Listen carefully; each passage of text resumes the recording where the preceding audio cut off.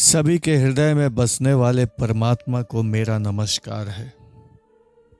मैं आचार्य अश्विनी कुमार आपके बीच श्रीमद् भगवत गीता की श्रृंखला लेकर के आया हूं।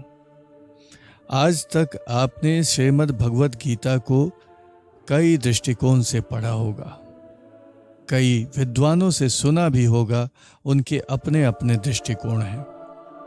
सभी दावा ये करते हैं कि वास्तव में वे वही बता रहे हैं जो श्री कृष्ण ने अर्जुन को बताया था, उसी भाव से युक्त होकर के बता रहे हैं। लेकिन मेरे मन में एक शंका है। शंका ये है कि अर्जुन जिस स्थिति में है, क्या उस स्थिति में पहुंच करके किसी ने श्रीमद् भगवत गीता का अध्ययन किया है? अगर किया है तभी उसे समझ में आएगा कि कृष्ण उसे क्या कहते हैं। मैंने भगवत गीता को जिस स्थिति में पढ़ा है और जिस तरह से जाना है, भगवत गीता के सहारे ही अपने जीवन के सबसे बड़े उद्देश्य की पूर्ति कर पाई। मैं उस भगवत गीता को आपको सुनाना चाहता हूं।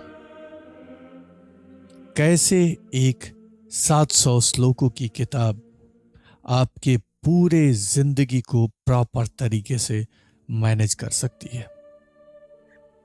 इसके लिए आपको किसी तरह का एमबीए करने का जरूरत नहीं है, ना ही आपको किसी पॉलिटिकल साइंस में और स्टेट एडमिनिस्ट्रेशन में जाकर के पीएचडी करने की जरूरत है। आप जिस परिस्थिति में हैं, उस विपरीत परिस्थिति में भी भगवत गीता हमेशा आपकी सहाय बनी रहेगी। मेरे हिसाब से भगवत गीता की शुरुआत प्रथम अध्याय के 20वें श्लोक से होती है, क्योंकि उसके पहले जो भी घटनाएं भगवत गीता में अंकित हैं, वे सिर्फ घटनाएं हैं। यहाँ पे वेदव्यास मुनि ने हमें ये संदेश देने का प्रयास किया है कि उस समय परिस्थिति कैसी थी। चारों तरफ ढोल नगाड़े बज रहे थे, युद्ध के लिए उन्मत्त हुए लोग दोनों तरफ से खड़े थे। दोनों पक्ष के सैनिक एक दूसरे का खून बहाने के लिए आतुर थे। और ऐसी स्थिति में एक व्यक्ति जिसके ऊपर पूरा युद्ध का परिणाम निर्भर करता था, उसके मन में एक शंका खड़ी होती है। वो अपने हाथ में धनुष उठाता है। उन्होंने धनुष जो उठाया था वो उनके ऊपर प्रहार करने के लिए उठाया था, लेकिन प्रहार न कर सके। धनुष उनके हाथ से छूट गया। अर्जुन ने कृष्ण को कहा कि हे ऋषिकेश, मेरे रथ को दोनों सेनाओं के बीच में खड़ा कीजिए, बिल्कुल बीच में, ताकि वो पूर्ण रूपेण निरपेक्ष होकर के दोनों पक्षों का अवलोकन कर सके। एक कंप्लीट डिसीजन मेकिंग का मेथड कि प्रॉब्लम और सॉल्यूशन के बिल्कुल बीच में खड़े होकर के देखो, निरपेक्ष होकर के देखो, स्वयं से समस्या को अलग करके देखो, पृथक करके देखो।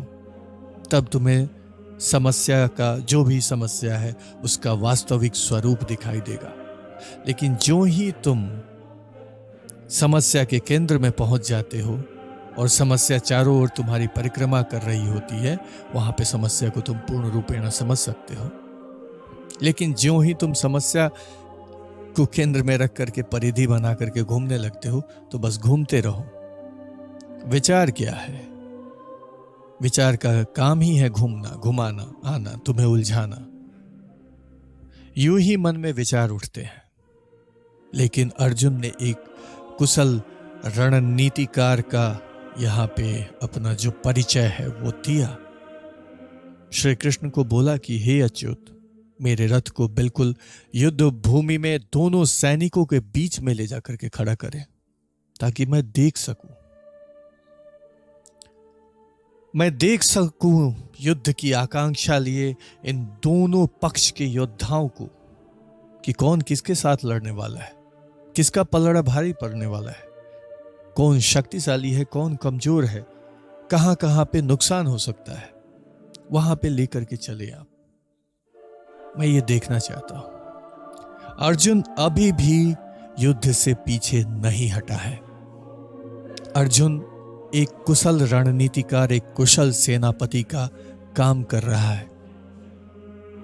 दोनों पक्षों के बीच में खड़े होकर के दोनों पक्षों के शक्ति का अवलोकन कर रहा है, युद्ध के परिणाम का कैलकुलेशन कर रहा है कि क्या हो सकता है। कि अर्जुन ने जब इस प्रकार से कहा तो कृष्ण ने वही किया जो अर्जुन चाहता था। एक तरफ भीष्म और द्रोणाचार्य खड़े थे और एक तरफ अर्जुन खड़ा था। बिल्कुल बीच में भीष्म और द्रोणाचार्य के समक्ष अर्जुन के रथ को खड़ा किया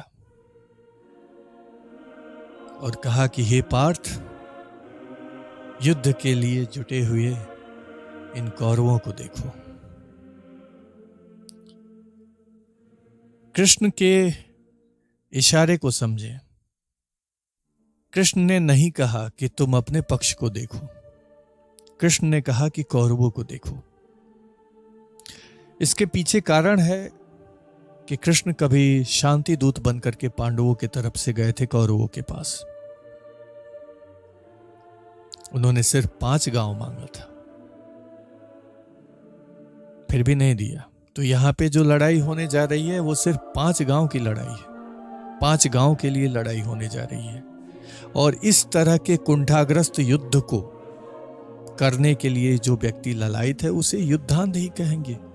वो युद्ध के मत में अंधा है, उसको हर तरफ युद्ध दिखाई देता है, जैसे युद्ध ही उसके महत्वाकांक्षा की पूर्ति का तप हो, युद्ध में ही उसे आनंद हो। ऐसा ही व्यक्ति चाहेगा छोटी छोटी बातों पे बड़ी बड़ी लड़ाइयां। एक बड़ी लड़ाई, एक ऐसी लड़ाई जो आज तक नहीं लड़ी गई थी। दोनों तरफ 18 अक्षौणी सेनाएं, लेकिन कृष्ण ने कहा कि इन कौरवों को देखो जो सिर्फ 5 गांव के लिए इतने सैनिक आकर के खड़े हो गए हैं। जितने सैनिक कौरवों के थे वो 5 गांव के क्षेत्रफल से कहीं ज्यादा था उनके खड़ा होने का स्थान। उतना ही तो मांगा था, फिर भी नहीं दिया। उन 5 गांवों के बराबर जो सैनिक खड़े होते उससे कहीं ज्यादा सैनिक उसने अर्जुन के सामने खड़ा कर दिया। और वे सभी युद्ध के इच्छुक थे, युद्धोन्मत्त थे। लेकिन अर्जुन ने उन युद्धोन्मत्त योद्धाओं को ना देखा। अर्जुन ऐसी स्थिति में था कि जहां पे वो आज जिन लोगों को देख रहा है, कोई गारंटी नहीं कि कल वो लोग फिर से दोबारा दिखे। तो वो उन लोगों को, अपने प्रियजनों को जी भर के देख रहा है। अपने गुरुओं को, अपने मामाओं को, अपने भाइयों को, अपने भाई के पुत्रों को, उनके पुत्रों को, अपने मित्रों को, अपने रिश्तेदारों को, ससुरों को, सुहृदों को, जिनके साथ अर्जुन ने अपने जीवन के अच्छे पल बिताए हैं, उन लोगों की ओर वो देख रहा है।